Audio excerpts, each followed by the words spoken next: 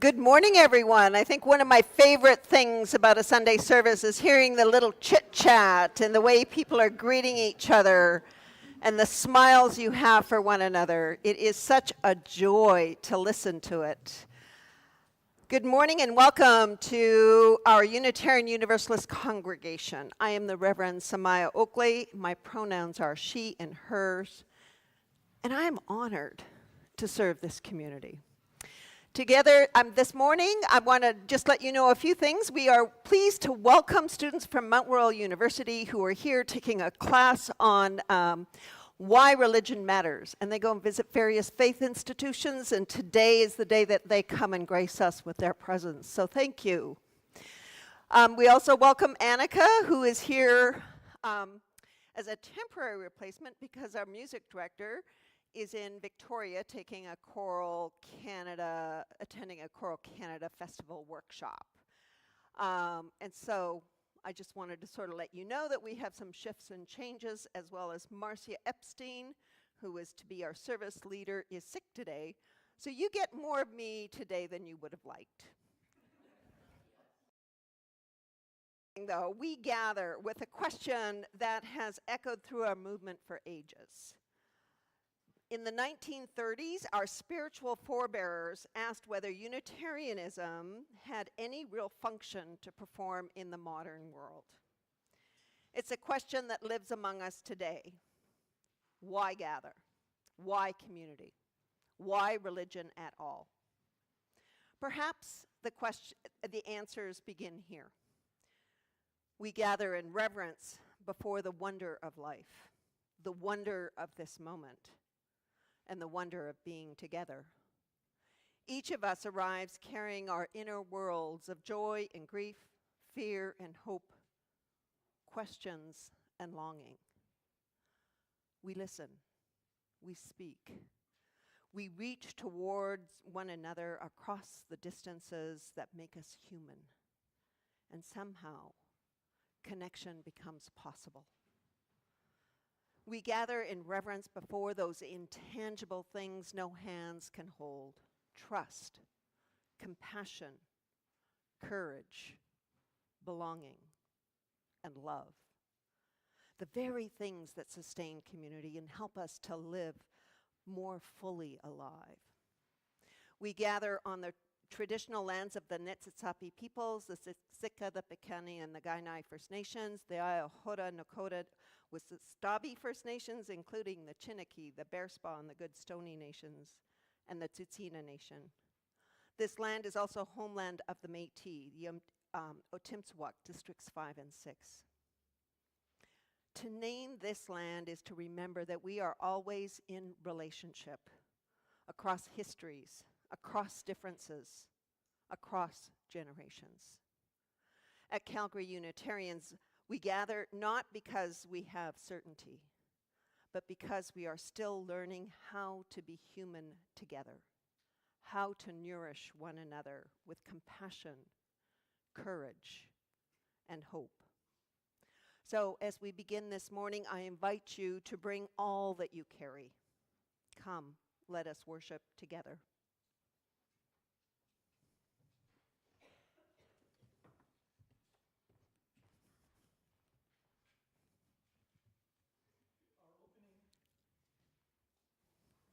Our opening hymn this morning is number 6, Just As Long As I Have Breath. Please rise in body or spirit and sing with me.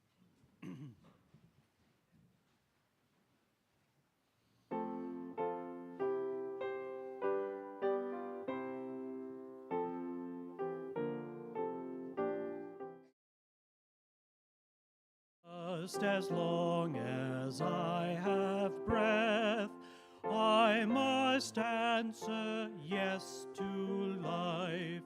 Though with pain I made my way, still with hope I meet each day. If they ask what I did well, tell them I said yes to life.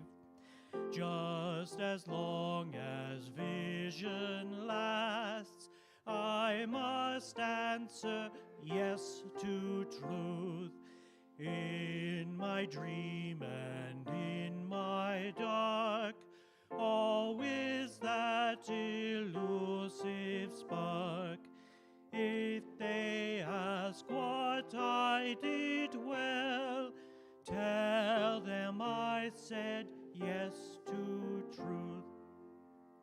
Just as long as my heart beats, I must answer yes to love. Disappointment pierced me through, still I kept on loving you. If they ask what I did best, tell them I said yes to love.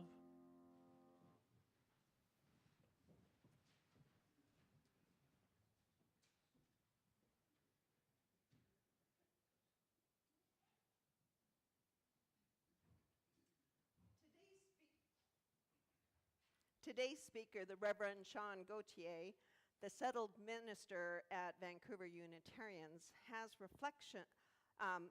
has his reflections recorded while we fill in everything else here. So you still get to sing all the hymns, as well with Annika, our replacement pianist today. You get the beautiful music, so we are glad that you are here.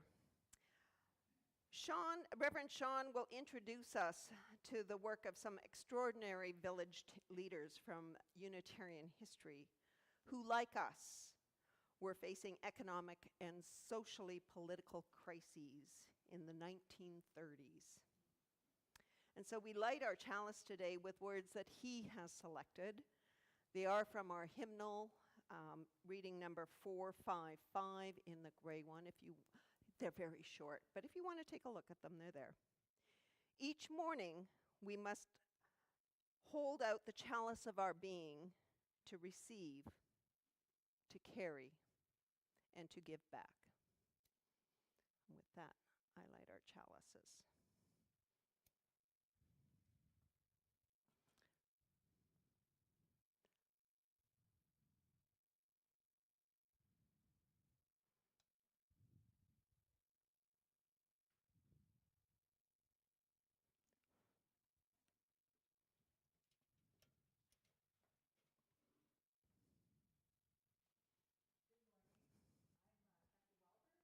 And I'm a storyteller today.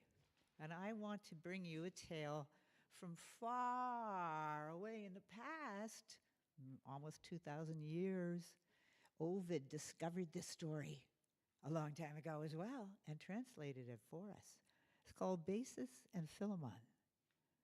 Bacchus and Philemon were a very happy couple that had lived a long life on the outskirts of this little village in the hills of ancient Greece. And what did they want for?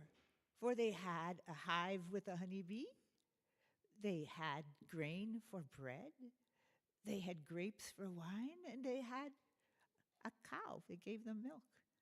What were they to want for, except the camaraderie of the village folks? And so they loved to come and visit, and they loved people to visit them. One day, as they traveled into this village, it seemed as though the sky was filling with darkness and rain, as though thunder was about to happen. Well, you know who brings the thunder, don't you? That's Zeus. And everyone in the village had heard the gossip that Zeus was going to visit. But what did that mean exactly? Were they going to have a terrible storm? Or this gigantic god Zeus maybe was going to come and visit them and give them all kinds of riches. Maybe they were become famous. And there was all kinds of things going on in the village. Some people just closed their doors because they didn't want any storm and they didn't want to talk to anyone. Other people were putting on gigantic events in the hopes that Zeus, because you never really knew who Zeus was, what kind of form he was taking, but they thought He would take a splendid form, and he would come into their vents and bless them. Well, it was kind of sad for Philemon and Basis because nobody seemed to want to talk to them, so they wandered back home. But sure enough, it wasn't long before two travelers who had come from somewhere were knocking on their door. Handsome fellows, too. Well, they invited them in. Of course they did. Basis even scrubbed down the table with mint before she laid a beautiful white cloth. And they lit the fire and made a wonderful dinner for them. There was one thing that seemed a little odd. The more they poured the wine, there seemed to be even more wine. And the more they dished up the stew to these lovely people, the more there seemed to be. Ah, it's wonderful. We're having such a good talk and having friends. That's why time is going by and we didn't notice. But the storms did come, and so they invited the two to stay and made up a bed for them. What is it that you two wish for? Said the men. Oh, we wish to always be together, always, and always have this friendships. I think that's going to happen, they said. And to this day, if you were to wander into that part of Greece up to the hill, you will now see two trees, gigantic trees, an oak and a linden, and they seem to be entwined in their branches as though overlooking the village down below. And people come, they say, to sleep under those trees, just like you might have been if you were out camping today, sleeping under some trees, and you might hear them whisper to you. That's Basis and Philemon talking and telling you how to make a village work. And now it's time for all ages and finished. And we are going to ask any children want to join Rachel as she goes downstairs. And we will be singing out the Circles of Love.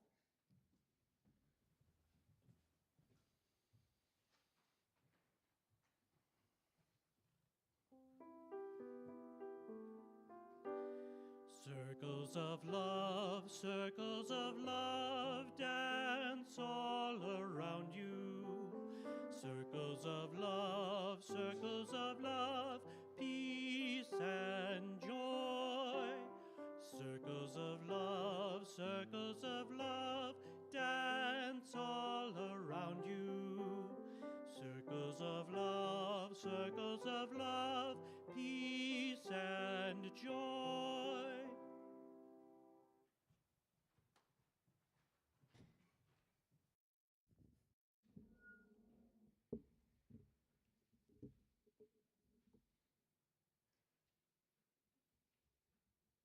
I invite those of you who know who Marcia is to think of me as a little shorter, probably a little slimmer with darker hair and glasses, and I'll be Marcia right now. Okay. And we will hold Marcia in our thoughts today. The health of this community depends on the generosity of its members and friends who give in so many ways. If you are a first-time visitor, though, please let the basket pass by as your presence is a gift to us today. After the basket has passed you, if you wish, please come forward and light a candle at either one of our side sconces or drop a pebble into our communal water in honor of a joy or a sorrow that you are carrying in your heart.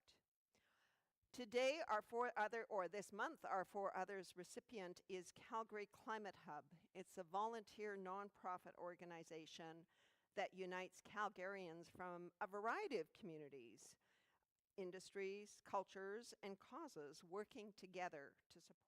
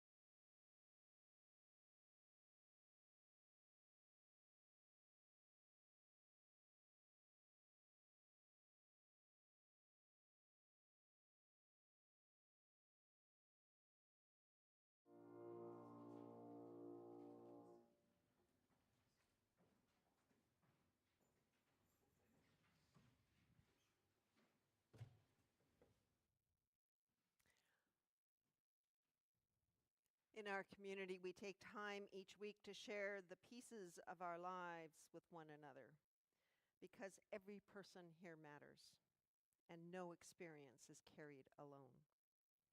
We begin with joy. We trust that joy grows when it is spoken and witnessed. We celebrate the return of long, light-filled evenings, the greening of the earth, which is exploding everywhere, gardens being planted, journeys being begun, campfires shared this weekend, and the gift of gathering with loved ones over a long weekend. And let us celebrate with Brett. Many of you know Brett. He's a member of our congregation. He emceed our Cabaret Light for one night. And he celebrates 4 years of clean and sober living yesterday.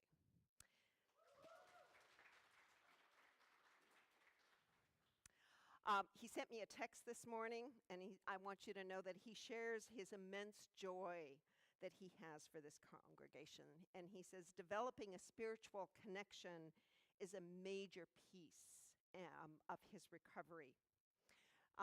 Discovering and developing a spiritual connection is something that he has found here with us here. And so it is with great joy that he calls Calgary Unitarians home. Whatever is bringing you joy this morning, we invite you to honor it now.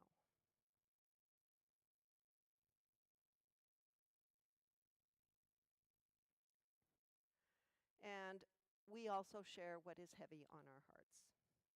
This morning we are holding those who are recovering from illness or surgery, those who are preparing for upcoming procedures and surgery, and we ask for healing and strength. We hold Heather Walker and her family in their grief at the death of her mother, and we surround them with love and care. She shared in our Joys and Sorrows book last week that her 94-year-old mother went into hospice care, and she died yesterday morning as the powerful winds overtook Manitoba, and those winds took her life. So we mourn and celebrate the life of Olive Jean Walker at the age of 94. Whatever you are carrying in your heart, we invite you to honor it now.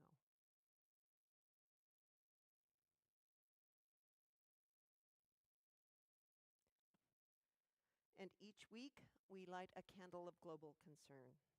And today we hold all of those who are impacted by illness and public health challenges around the world, including those who are dealing with and experiencing and living through the outbreaks of the hantavirus and Ebola.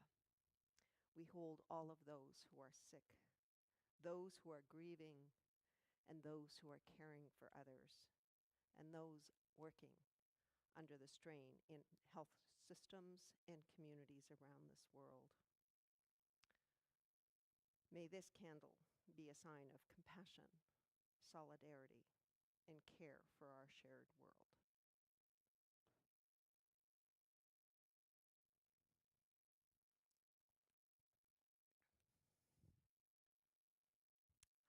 Okay, so I invite you now into a time of shared words, responsive reading. Reading number 569 in your gray hymnals. We'll do this as call and response kind of way, whereas you all on this side of the room will read the part in plain text with me, and you all on this side of the room will read the part that is in italics with Kathy, who is subbing in for Marcia. All right. So are we ready? Oh, and after the reading, we will enter a time of silence for about 2 minutes, and we will then come out of that silence singing our hymn number 323, Break Not the Circle. So, are we ready with our responsive reading 569? Let us begin. Stand by this faith, work for it, and sacrifice for it. There is nothing in all the world so important as to be loyal to this faith which has placed before us the loftiest ideals. Which has comforted us in, whoops, one moment, we're waiting for the slide. We're having patience today because Christopher's the only one in the booth. I know. Okay, here we go. Are we ready? Which has comforted us in sorrow, strengthened us for noble duty, and made the world beautiful.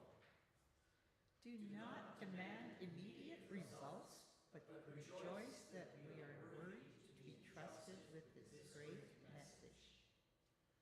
That you are strong enough to work for a great true principle without counting the cost. Go on finding ever new applications of these truths and new enjoyments in your contemplation, always trusting in the one God which ever lives and loves. Let us enter a time of silence.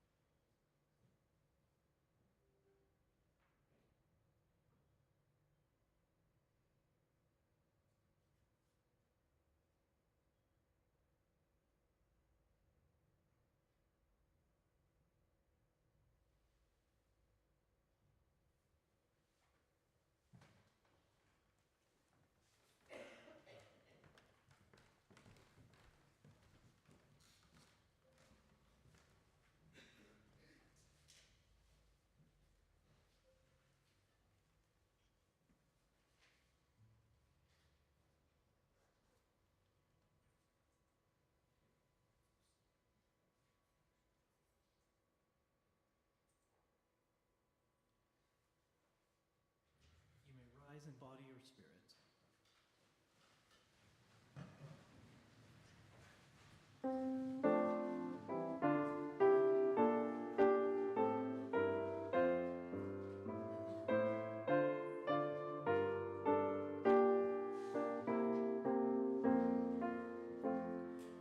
Break not the circle of enabling love, where people grow forgiven and forgiving. Break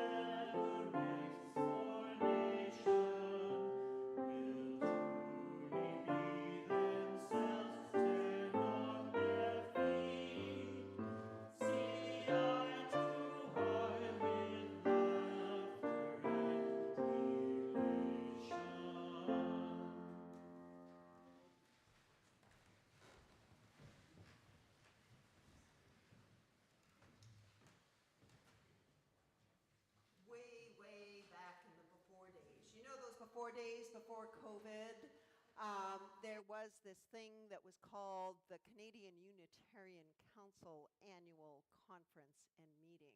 It would be a big event where Unitarians from across the country would gather in various locations, sometimes Toronto, sometimes Vancouver, sometimes Montreal.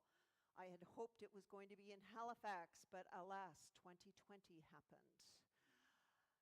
Then we moved in, and that was a time when there would be a national service, and those people that would be present would hear the sermon that was delivered. After COVID, we had to reimagine how to do that service. And people would join online in the years of 2020, 2021, 2022, to where everybody would be attending the same online virtual service. And that has moved and changed over the times. And what we're experimenting with this year is this sermon by the Reverend Sean Gauthier is being shown in congregations across the country with a shared liturgy. So the chalice lighting words, the songs, all of those have been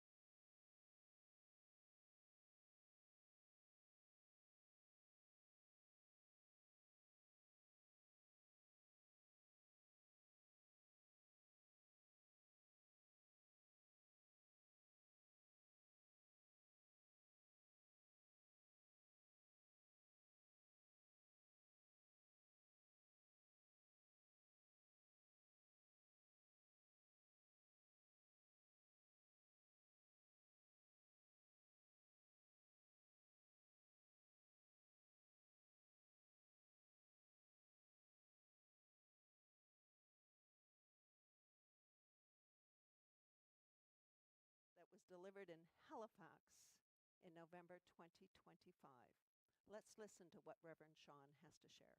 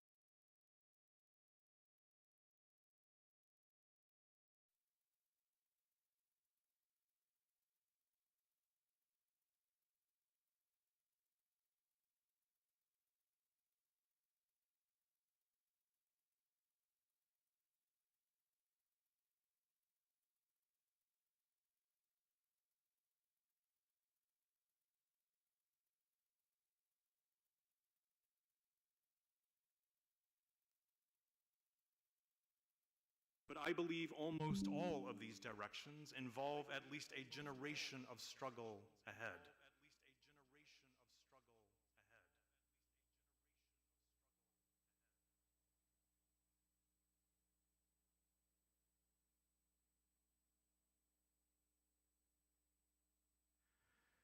Maybe you have seen it too. For the past few months, there's been a quote circulating on social media. Everyone wants a village, no one wants to be a villager. The idea being that we're all longing for the gifts of community, the blessings and benefits that come with belonging, but that we humans are often less inclined to actually put in the effort to bring these gifts into being. Everyone wants a village, not everyone wants to do the work involved. I believe this to be one of the central issues of our times, an issue that is at once sociological, political, and deeply, deeply theological. It gets at the tension between the needs of the individual and the collective. It speaks to the difference between me and we. It demands to know whether we are only and ultimately in it for ourselves, or whether we truly know in the deepest places of our being that we have a sacred obligation, a great debt of gratitude to pay to our fellow creatures and to generations of life hopefully still to come. That also makes this then an urgent existential issue and a central defining concern for us as Unitarians and Unitarian Universalists, if we are to have a relevant and compelling sense of purpose in a radically changing world. This is no idle concern, not as we today face a real reckoning with history. Much has been said of late about the hinge moment through which we are living, this age of anxiety that we are in, as we face a convergence of challenges some rightly call a time of polycrisis. This complicated moment when we are confronting the early but truly brutal consequences of climate catastrophe, the further unraveling of late-stage capitalism, the legacy of systemic inequalities, the largely unchecked threats of artificial intelligence, and the rise of authoritarianism and decline of democracy that now threaten so much of life as we know it, and especially for those at life's margins. There are myriad directions these compounding crises may take us in the years to come. But I believe almost all of these directions involve at least a generation of struggle ahead, with impacts that will threaten the livelihoods and the very lives of people around the planet, as we are already witnessing. Of course, for countless souls around our globe, there's already been plenty of struggle, and for far too long. For those of us who live in relative comfort, this present moment is asking, and it will continue to ask relentlessly, who we are, who we truly are, and whether what we say and what we do are in fact worthy expressions of the values that we profess to hold. This collision of pressing issues comes at an arguably inconvenient time for our movement. Across Canada and the United States, many, if not most, of our congregations, with some shining exceptions, are in a state of sure and steady decline, with falling levels of attendance, engagement, and financial support. We are also experiencing a clear and concerning trend as fewer people are willing or able to do the volunteer work required to keep our villages going, and as fewer people are willing to commit their working lives to serve as ministers. There are many complicated reasons for all of this, not least the changing context of the wider world. In the face of these harsh headwinds, what most of us have known and loved in this movement of ours, what we have likely assumed will always somehow endure, is in a decline that mirrors the trends in most of mainline Protestantism. Unless something dramatic happens, unless we take bold action and make real changes in the next few years, I suspect many of our congregations will be gone in a generation, if not sooner. As I say, fortunately, there are encouraging signs of hope, promising pockets of flourishing that point to new ways of being and gathering that go beyond the congregational forms that are known to so many of us. The UU movement of the future will likely look different in significant, but hopefully more life-giving ways. As we imagine the future, though, there is also value in drawing on our past, on looking back to take in the lessons of our ancestors.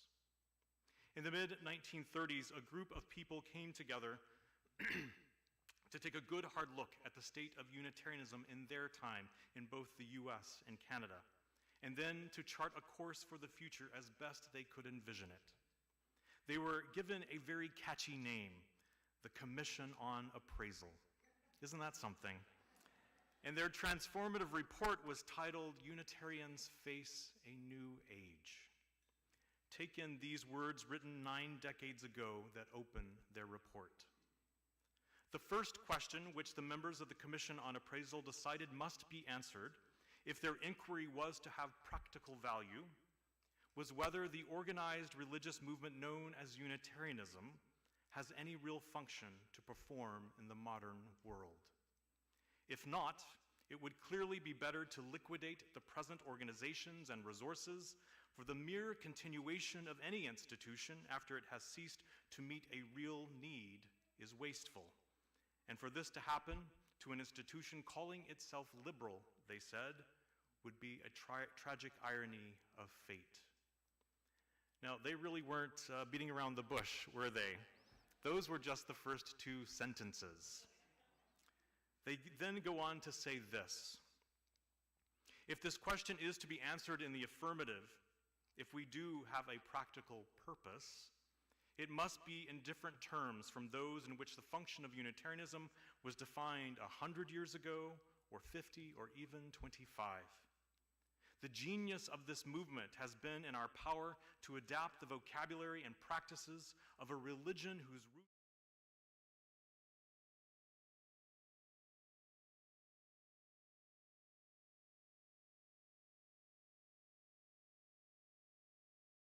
will come to write finis to the story of Unitarianism. And then they describe the challenges of their era, the mid-1930s, in this way, with words that eerily echo down to us today.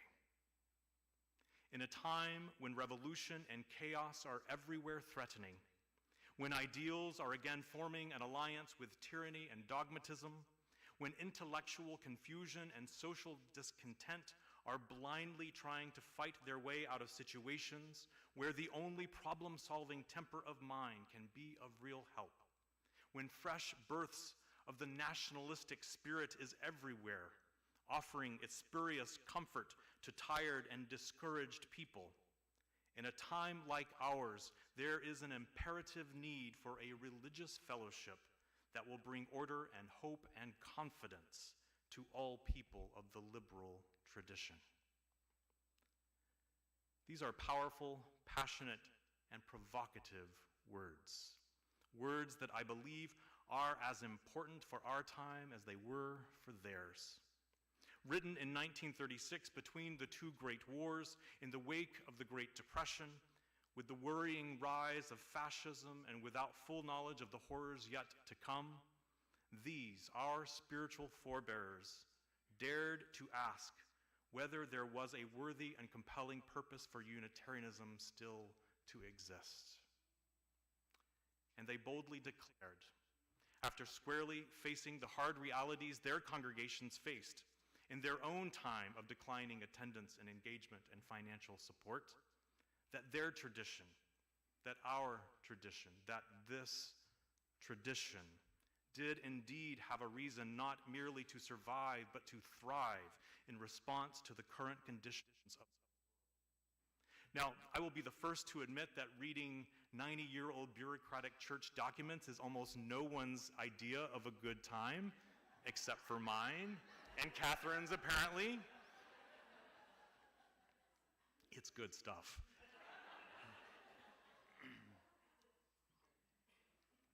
And yet, I am deeply moved by the vision and commitment that came from this report.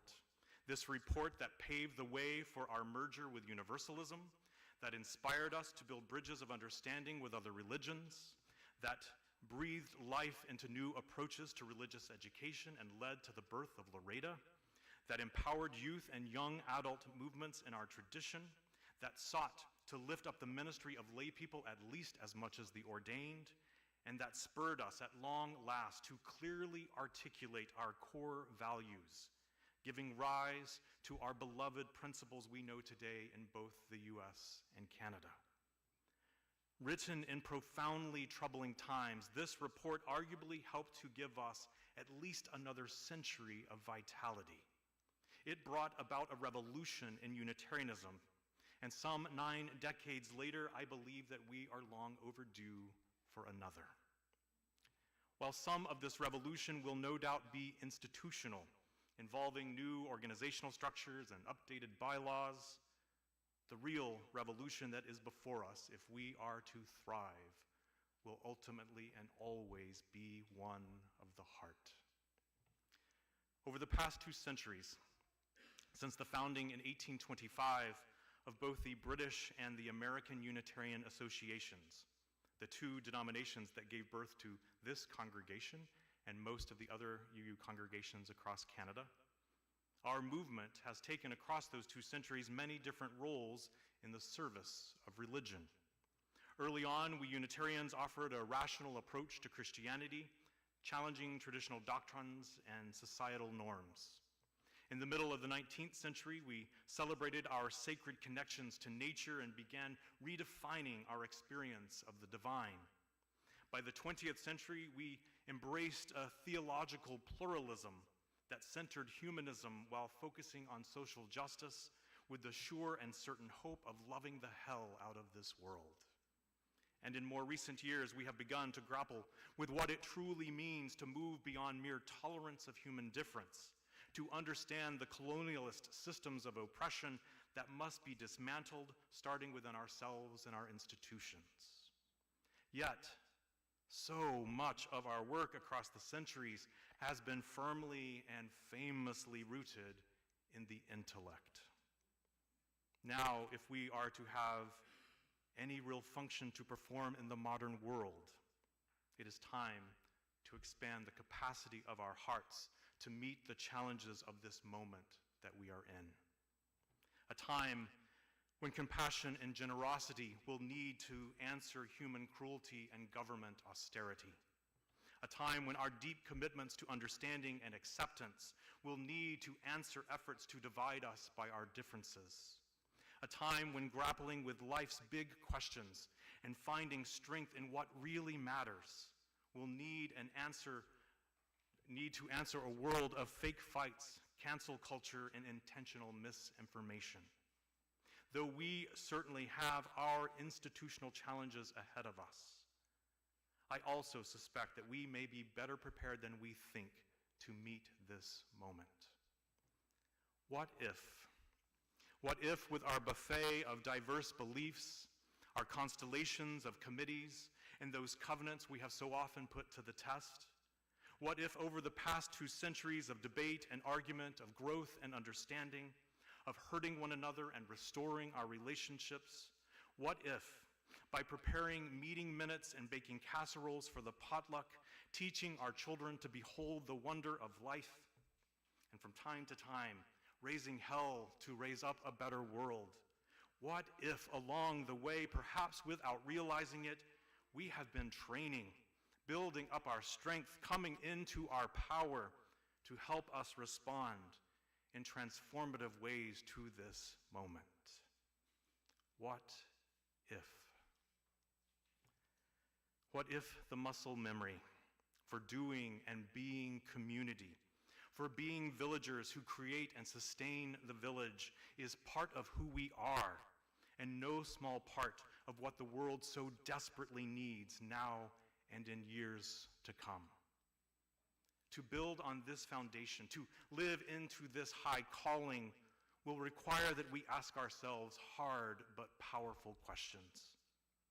Can our elder generation, that has shouldered and sustained so much of our institutions for so long, now actively and intentionally pass to our younger generations the mantle of leadership and genuine responsibility for our future. Can rising generations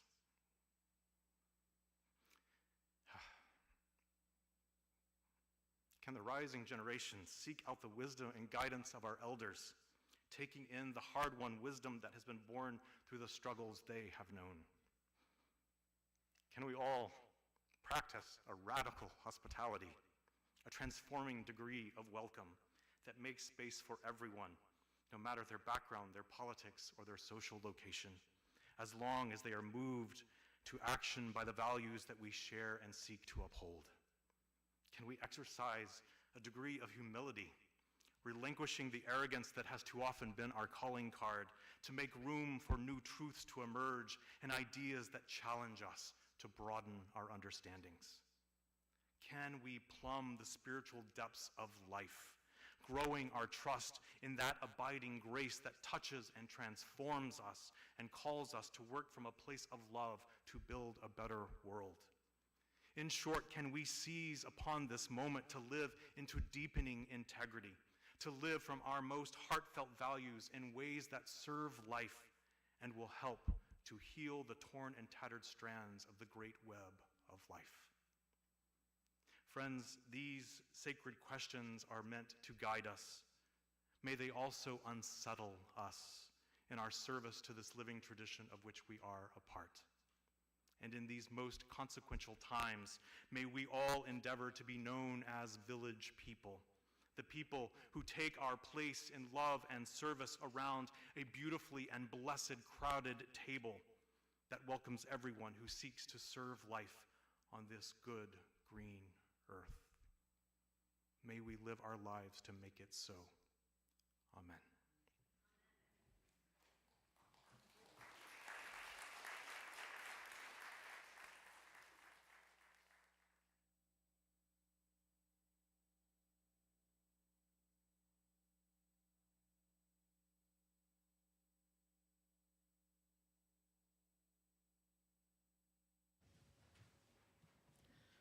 We are building a new way. We are also going to sing Building a New Way, number 1017. Please rise in body or spirit and give Christopher a moment to bring up the lyrics. There we go.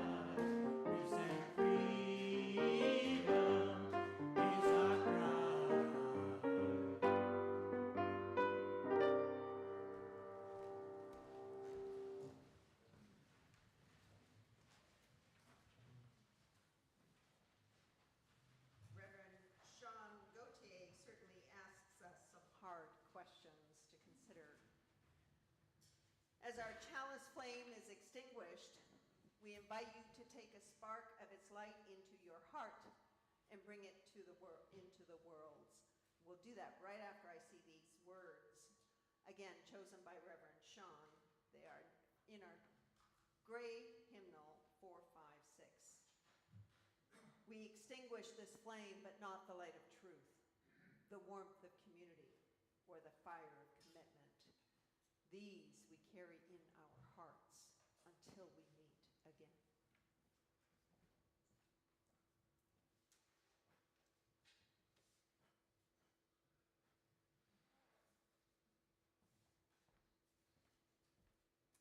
A couple of things that you'll need to know.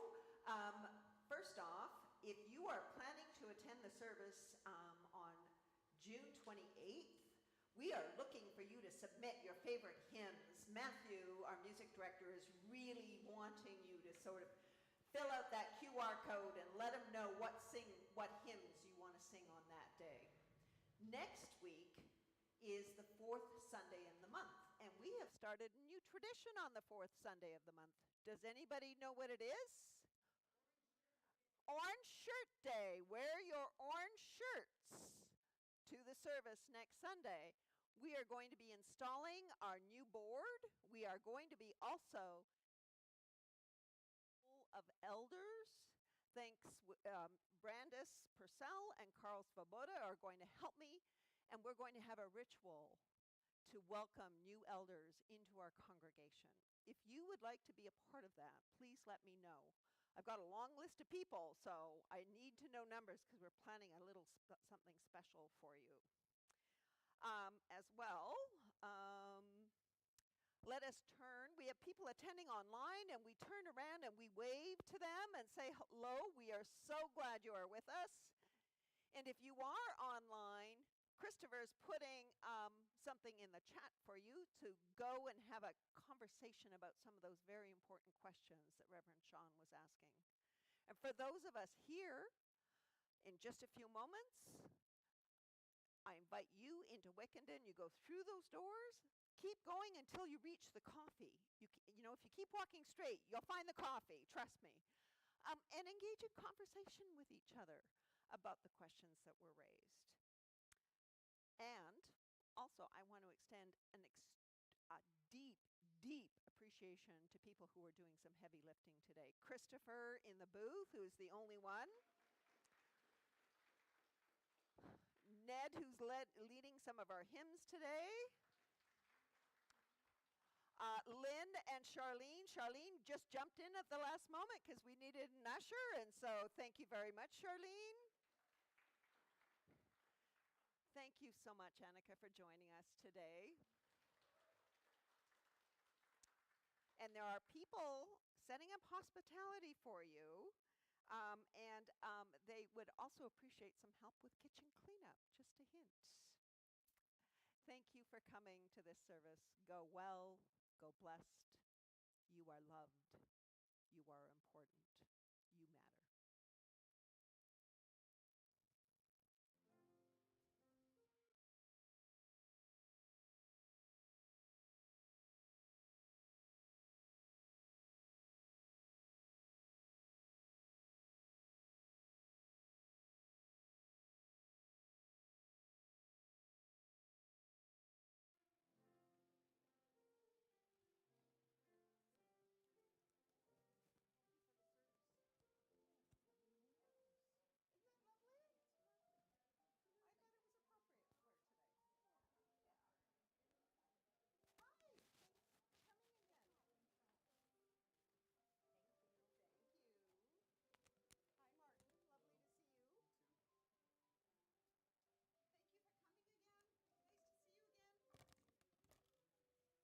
Nice to see you again.